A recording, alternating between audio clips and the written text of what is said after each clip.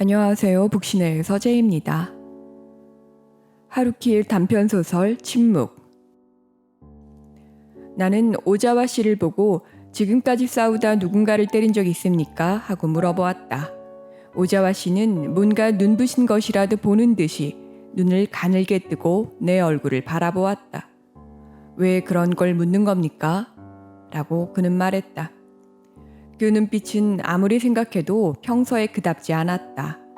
그의 눈에는 뭔가 번쩍하고 빛을 쏘아대는 듯한 생생함이 있었다. 하지만 그건 아주 일순간의 일이었다. 그는 그 빛을 바로 안으로 감추고 평소의 온화한 표정으로 되돌아왔다. 특별히 깊은 뜻은 없어요. 하고 나는 말했다. 그건 정말 별다른 뜻이 없는 질문이었던 것이다. 그저 아주 단순한 호기심이 내게 그런 질문을, 아마도 쓸데없는 질문을 하게 만들었을 뿐이다. 나는 바로 화제를 바꿨다. 그러나 오자와 씨는 내 이야기에 그다지 관심을 보이지 않았다. 그는 무언가에 대해 골똘히 생각하는 것 같았다. 뭔가 망설이고 있는 것 같기도 했다. 나는 하는 수 없이 멍하니 창밖에 늘어선 은빛 제트 여객기를 바라보았다. 애초에 내가 그런 질문을 하게 된 계기는 그가 중학교에 입학한 무렵부터 지금까지 줄곧 권투 도장에 다니고 있다는 이야기를 했기 때문이었다. 비행기가 출발하기를 기다리는 동안 시간을 죽이려고 이러저러한 세상 이야기를 두서없이 나누다가 무심코 튀어나온 말이었다. 그는 31살인데 지금도 여전히 일주일에 한 번은 꼭 도장에 가서 트레이닝을 한다고 했다. 대학에 다닐 때는 학교 대항 경기의 대표 선수로 여러 번 발탁되기도 했다. 전국 체육대회 선수로 뽑힌 적도 있단다. 나는 그 얘기를 듣고 약간 의외라는 느낌을 받았다. 그때까지 몇 번인가 함께 일을 해왔지만 오자와 씨가 20년 가까이 권투를 계속했을 만한 인물로는 보이지 않았기 때문이다. 그는 침착하고 무슨 일에 주제넘게 참견하지 않는 과묵한 사람이었다. 성실하고 참을성이 강했으며 누구에게 무리하게 어떤 일을 강요하는 듯한 행동은 단 한 번도 하지 않았다. 아무리 바쁜 때에도 거칠게 소리친다든가 눈살을 찌푸리는 법이 없었다. 다른 사람의 욕을 하거나 투덜거리는 것을 들은 적도 없었다. 말하자면 누구나 호감을 갖지 않을 수 없는 사람이었다. 겉모습만 해도 아주 온후하고 여유가 넘쳐서 공격성과는 거리가 멀었다. 그런 사람이 권투와 어떤 접점에서 결부되었는지 쉽게 상상할 수가 없었다. 그래서 문득 그런 질문을 해버린 것이다. 우리는 공항의 레스토랑에서 커피를 마시고 있었다. 오자와 씨와 나는 함께 니가타에 가려던 참이었다. 12월 초엽의 하늘엔 뚜껑이라도 씌운 듯 구름이 무겁게 잔뜩 끼어 있었다. 니가타에는 아침부터 눈이 많이 내리고 있는 모양으로 비행기 출발 시간이 예정보다 꽤 늦어지고 있었다. 공항은 사람들로 북적거리고 있었다. 확성기 방송은 연신 항공편의 운항이 지연될 거라고 안내하고 있어 발이 묶인 사람들은 지친 표정을 얼굴에 드러내고 있었다. 레스토랑 안의 난방 시설은 약간 더운 편이어서 나는 줄곧 손수건으로 땀을 닦아냈다. 기본적으로는 한 번도 없어요. 오자와 씨가 한참 침묵하고 있다가 벼랑간 그렇게 말했다. 난 권투를 시작한 이후 사람을 때린 적은 한 번도 없습니다. 권투를 시작할 때 귀에 못이 박힐 정도로 듣고 철저하게 배우죠. 글러브를 끼지 않고 링 밖에서 사람을 때리면 절대 안 된다고요. 권투를 안 한 사람이라면 누군가를 친다고 해도 특별한 경우가 아니면 별 탈은 안 나지요. 하지만 권투를 한 사람의 경우엔 일이 단순하게 끝나지 않아요. 그건 흉기를 사용하는 거나 마찬가지 행위니까요. 나는 고개를 끄덕였다. 하지만 솔직히 말해서 딱 한 번 사람을 때린 적이 있어요. 라고 오자와 씨가 말했다. 중학교 2학년 때였어요. 막 권투를 배우기 시작하던 무렵이었죠.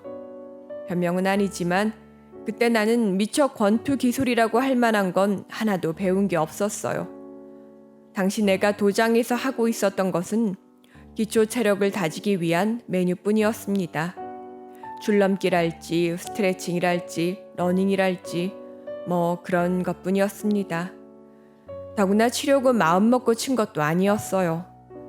나는 단지 그때 엄청 화가 나서 뭔가 생각할 겨를도 없이 손이 먼저 퍽 하고 뻗어나간 거였어요. 멈출 수도 없었어요. 정신을 차리고 보니 이미 상대를 후려갈긴 뒤였죠. 치고 난 뒤에도 분노가 사그라지지 않아 계속 몸이 부들부들 떨리고 있었지요. 오자와 씨가 권투를 시작한 계기는 숙부가 권투 도장을 하고 있었기 때문이었다. 그것도 어디서나 볼 수 있는 엉성한 거리의 도장이 아니고 동양 챔피언까지 배출한 적 있는 어엿한 인류급의 탄탄한 도장이었다. 오자와 씨의 부모님은 그에게 몸을 단련하기 위해 그 도장에 다녀보는 게 어떻겠냐고 권했다. 그들은 아들이 늘 방에 틀어박혀 책만 읽는 것을 걱정했던 것이다. 오자와 씨는 권투를 배우는 일이 별로 내키지는 않았지만 숙부를 인간적으로 좋아하는 데다 뭐 좀 해봐도 좋겠지. 정 싫으면 그때 가서 그만두면 되지 뭐 하는 가벼운 기분으로 권투를 시작했다. 그런데 전철로 1시간이나 걸리는 숙부의 도장에 몇 달쯤 다니다 보니까 의외로 권투에 마음이 끌리게 되었다. 권투에 끌리게 된 가장 큰 이유는 그것이 기본적으로 과묵한 스포츠이기 때문이었다. 또한 지극히 개인적인 스포츠이기 때문이기도 했다. 그것은 살아오면서 그때까지 한 번도 본 적도 접촉한 적도 없는 전혀 새로운 세계였다. 그 세계는 까닭 모르게 그의 가슴을 두근거리게 했다. 자기보다 나이 많은 남자들의 몸에서 뿜어나오는 땀 냄새며 글러브의 가죽이 맞닿을 때 턱턱턱 하고 나는 팽팽한 소리나 근육을 효과적으로 잽싸게 쓰기 위해 사람들이 과묵하게 몰두하는 모습이 그의 마음을 조금씩 확실하게 사로잡아갔다. 매주 토요일과 일요일에 도장에 가는 것은 이제 그에게 몇 안 되는 즐거움 중에 하나가 되었다. 내가 권투를 좋아하게 된 이유 중에 하나는 거기에 깊이가 있기 때문이에요. 그 깊이가 나를 사로잡았습니다. 때리거나 맞는 것 따위는 그야말로 아무래도 좋은 것입니다. 그런 건 단지 결과에 지나지 않습니다. 사람은 이길 때도 있고 질 때도 있는 것입니다. 하지만 그 깊이를 이해하고 있으면 설사 진다고 하더라도 상처받지는 않습니다. 사람이 모든 일에 이길 수만은 없는 법이지요. 사람이란 언젠가는 반드시 지게 마련입니다. 중요한 건 그 깊이를 이해하는 것이지요. 권투는 적어도 나한테 있어서는 그러한 행위였습니다. 글러브를 끼고 링 위에 오르면 때때로 나 자신이 깊은 구덩이의 밑바닥에 있는 듯한 느낌이 듭니다. 끔찍하게도 깊은 구덩이입니다. 아무도 보이지 않고 누구도 나를 볼 수 없을 만큼 깊습니다. 그 속에서 나는 어둠을 상대로 싸우고 있습니다. 고독합니다. 하지만 슬프진 않습니다. 라고 그는 말했다. 한마디로 고독이라고 말했지만 고독에도 여러 종류가 있습니다. 신경이 갈기갈기 찢기듯 쓰리고 아픈 고독이 있습니다. 그리고 그렇지 않은 고독도 있습니다. 그런 고독을 얻기 위해서는 자신의 육신을 깎지 않으면 안 됩니다. 노력하면 그만큼 돌아옵니다. 그것이 내가 권투에서 배운 것 중에 하나였습니다. 오자와 씨는 그대로 20초쯤 말이 없었다. 사실 나는 이 얘기를 하고 싶지 않아요. 라고 그는 말했다. 할 수만 있다면 이런 이야기는 깨끗이 잊어버리고 싶다는 게 내 생각입니다. 오자와 씨는 그렇게 말하고 웃었다. 그리고 손목시계를 들여다보았다. 시간은 아직 충분했다. 그는 서서히 이야기를 시작했다. 오자와 씨가 그때 때린 남자아이는 같은 반 하구였다. 아오키가 그 애의 이름이었다. 오자와 씨는 처음부터 그 애가 싫었다. 왜 그렇게 싫은지 자기도 이해할 수 없었지만 아무튼 처음 봤을 때부터 그 애가 너무도 싫었다. 누군가를 그 정도로 철저히 싫어한 것은 태어나서 처음 겪는 일이었다. 그런 일은 누구나 있잖아요. 라고 그는 말했다. 누구에게나 어떤 사람에게나 일생에 한 번쯤은 그런 일이 있을 거라고 생각합니다. 이유 없이 누군가가 싫어지는 일 말이에요. 나는 이유 없이 남을 싫어하는 사람은 아니라고 생각했는데 그래도 역시 그런 상대가 있더군요. 딱히 그럴 만한 이유가 있었던 건 아닙니다. 그런데 문제는 대개의 경우 상대방도 이쪽과 비슷한 감정을 품고 있다는 거죠. 아오키는 공부를 잘하는 아이였어요. 대부분의 경우 최고의 성적을 누렸습니다. 내가 다니던 학교는 남자만 다니는 사립학교였는데 그 애는 꽤 인기 있는 학생이었어요. 반 아이들은 그 애를 뛰어난 학생으로 인정했고 선생님들도 귀여워했습니다. 성적이 뛰어난데도 잘난 척하지 않고 서글서글한 성격에 농담 같은 것도 잘했습니다. 게다가 정의의 수호자처럼 행동하는 구석도 있었고 하지만 나는 그런 모습 뒤에 언뜻 비치는 요령 좋은 성격과 본능적으로 이해타산의 밝은 모습이 역겨워서 참을 수가 없었습니다.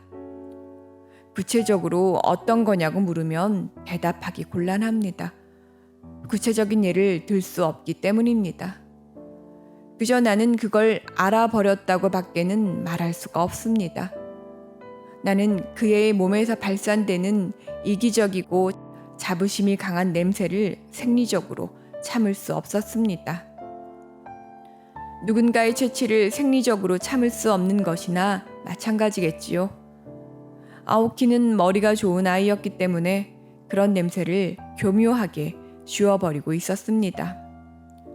그래서 같은 반 아이들은 그 애를 꽤 괜찮은 녀석이라고 생각했지요. 나는 그런 의견을 들을 때마다 물론 쓸데없는 얘긴 전혀 하지 않았지만 어쩐지 굉장히 불쾌한 기분이 되었습니다. 아오키와 나는 모든 면에서 대조적이었습니다. 나는 어느 쪽이냐면 말수가 적고 반에서도 별로 눈에 띄지 않는 아이였습니다. 원래 눈에 띄는 걸 그다지 좋아하지 않았고 혼자 있어도 별로 외로움을 타지도 않았거든요. 물론 친구라고 할 만한 애들도 몇 명은 있었습니다만 그다지 깊게 사귀지는 않았습니다. 나는 어떤 의미에서는 조숙한 아이였던 것 같습니다. 반 애들과 어울리기보다는 혼자서 책을 읽거나 아버지가 가지고 있던 클래식 레코드를 듣거나 권투도장에 다니면서 형들이 해주는 이야기를 듣는 편을 좋아했으니까요.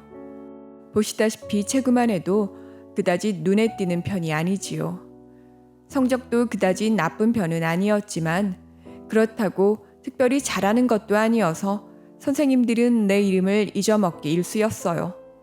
난 그런 타입이었던 것입니다. 나도 스스로 나 자신을 내세우지 않으려고 애썼습니다. 권투도장에 다니고 있는 것도 아무한테도 말하지 않았고 읽은 책이나 들은 음악 얘기도 하지 않았습니다. 그런 나에 비해서 아오키란 아이는 무슨 일을 해도 진흙 속의 백조처럼 눈에 잘 띄었습니다. 아무튼 머리가 좋았으니까요. 나도 그건 인정합니다. 머리 회전이 빠른 것입니다. 상대가 무엇을 원하는지, 무슨 생각을 하는지 손바닥 들여다보듯 척척 알아버리는 것이지요. 그러고는 그에 따라 교묘하게 대응 방법을 바꿔나가는 것입니다. 그러니 다들 아오키에게 감탄할 수밖에 없지요. 정말 머리도 좋고 대단한 녀석이야 하고 말입니다. 하지만 나는 감탄하지 않았습니다. 아오키라는 녀석은 내가 보기엔 천박하기 짝이 없었으니까요. 그런 게 머리가 좋은 거라면 나는 머리 같은 건 안 좋아도 상관없다고까지 생각했습니다. 확실히 면도날처럼 예리한 아이였죠. 하지만 그에게는 자기 자신이라는 것이 없었습니다. 다른 사람들에게 이것만큼은 꼭 주장하고 싶다든가 하는 게 없었습니다. 그저 자신이 모든 사람에게 인정을 받으면 그것으로 만족하는 겁니다. 그런 자신의 재간에 스스로 도취되는 거지요. 바람 부는 대로 주위 사람들의 눈치를 보며 그저 빙글빙글 도는 것뿐입니다. 아무도 그걸 눈치채지 못했습니다. 그걸 알아챈 건 아마도 나 혼자뿐이었을 겁니다. 아오키 역시도 그 같은 내 생각을 어렴풋이 알고 있었을 거라고 생각됩니다. 눈치 빠른 애였으니까요. 게다가 그 애는 왠지 모르게 나를 언짢게 생각하고 있지 않나 하는 느낌이 들었습니다. 나는 바보는 아닙니다. 대수로운 인간은 아니지만 그래도 바보는 아닙니다. 자랑은 아니지만 나는 그 무렵부터 나 자신만의 세계라는 걸 지니고 있었습니다. 우리 반에서 나만큼 책을 많이 읽은 사람은 없었을 거라고 생각합니다. 그땐 어려서 나로서는 잘 감추고 있다고 생각했지만 아마도 자연히 그런 걸 속으로 자랑하면서 다른 애들을 얕보았던 구석이 있었던 것 같습니다. 그리고 그런 무언의 자부심 같은 것이 아오키를 자극하지 않았나 싶습니다. 어느 날인가 내가 기말고사의 영어 과목에서 1등을 했습니다. 시험에서 1등을 한 건 나로선 그때가 처음이었습니다. 우연히 그렇게 된 건 아닙니다. 그때 뭔가 꼭 갖고 싶은 것이 있었는데 만약 시험에서 한 과목이라도 1등을 하면 부모님께서 그걸 사주시겠다고 약속을 하셨거든요. 그래서 나는 어떻게 해서든지 영어 시험에서 반드시 1등을 해야 한다는 각오로 철저하게 공부를 했습니다. 시험 범위를 샅샅이 모두 체크했습니다. 그리고 틈만 나면 동사 활용을 달달 외울 정도로 되풀이해 읽었습니다. 그러니 만점에 가까운 점수를 받아 1등이 된 게 내겐 전혀 이상한 일이 아니었지요. 당연한 일이었습니다. 하지만 다들 깜짝 놀란 모양이었습니다.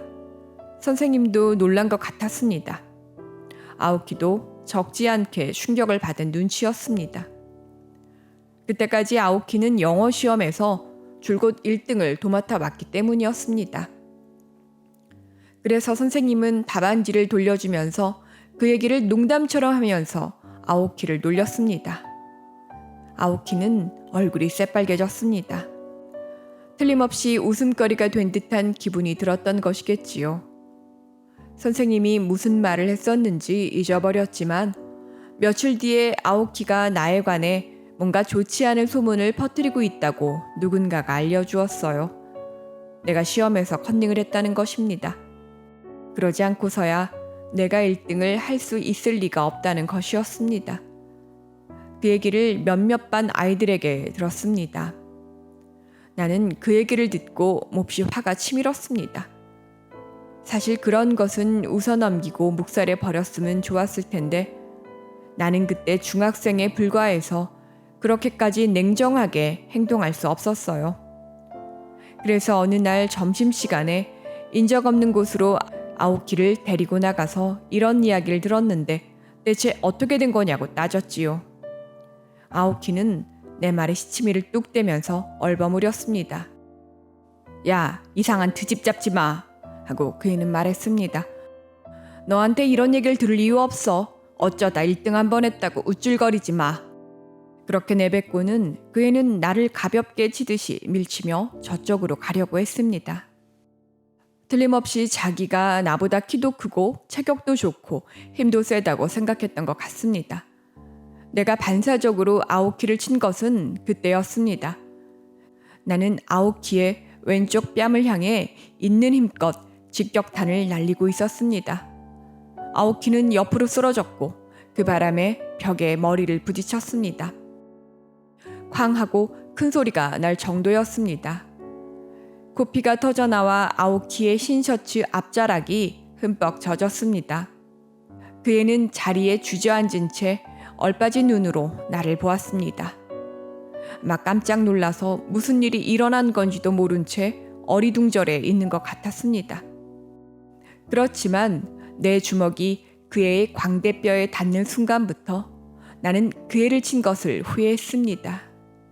이래봤자 아무 소용없다는 걸 나는 그 한순간에 깨달았습니다. 나는 한동안 계속 분노에 몸을 떨었습니다. 하지만 나는 바보 같은 짓을 저질렀다는 걸 스스로 잘 알고 있었습니다. 아오키에게 사과를 할까 하고 생각했습니다. 하지만 사과할 수 없었습니다. 상대가 아오키만 아니었어도 나는 그 자리에서 정식으로 사과했을 겁니다.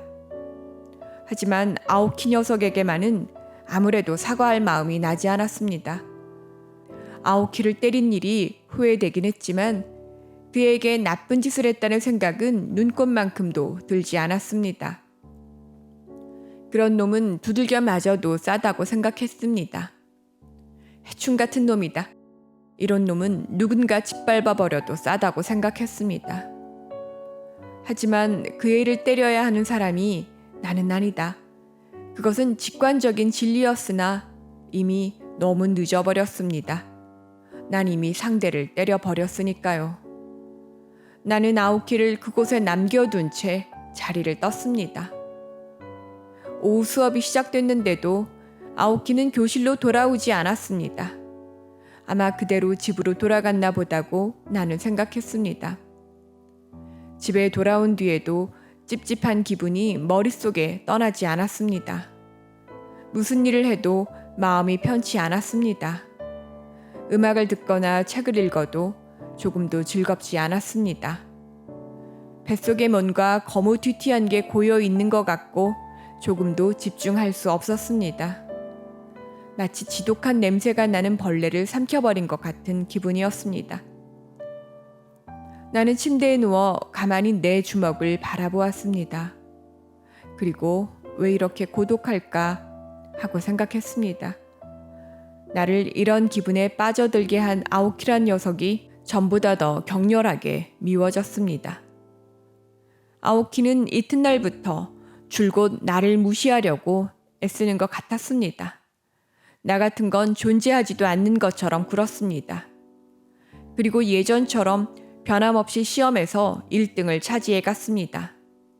나는 2번 다시 시험 공부에 열중하지 않았습니다. 그런 건 내게 아무래도 좋은 일처럼 생각되었기 때문입니다.